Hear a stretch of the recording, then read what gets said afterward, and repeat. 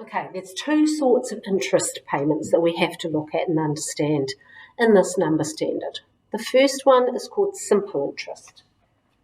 And I think that's because it's simpler to calculate, but I don't know.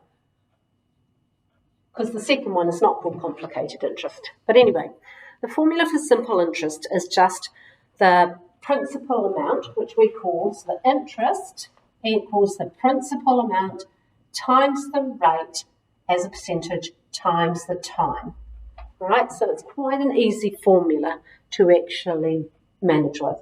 So the interest equals the principal, that's the amount that you start with.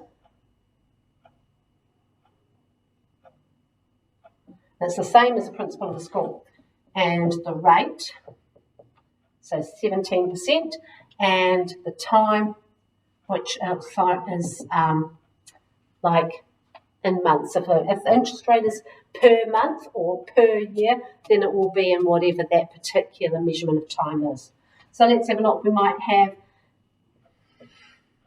$12,000 at 4% for 2 years.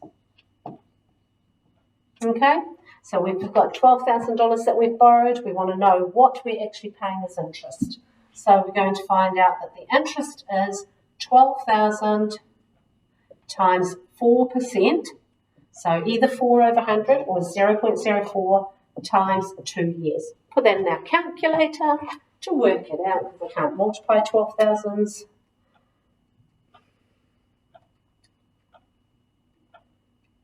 And that equals 960. And then we interpret that as part of whatever the question is. So $960 for interest. So it's a very easy one to calculate. The second one is called compound interest. And in maths, compound means accumulating.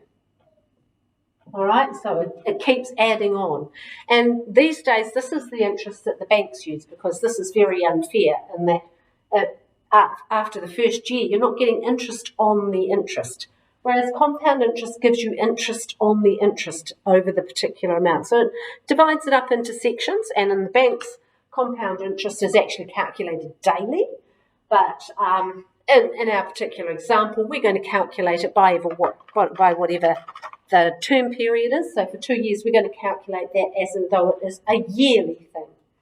So in compound interest, we use the formula I equals, it's still got the same letters, so I equals the principal times 1 plus the rate to the power of 2. All right, so this bit here, it kind of takes on a little bit of a different edge in that we will go 1.02 times the power, and it will actually multiply it out so that we don't have to calculate it every year. So in this case, if we were doing the same one, we'd get interest equals 12,000 times 1 plus 0.04 to the power of 2. So that would equal 12,000 times 1.04 to the power of 2. So putting that in our calculator, we'll get a different amount. That's because the interest is being calculated every year.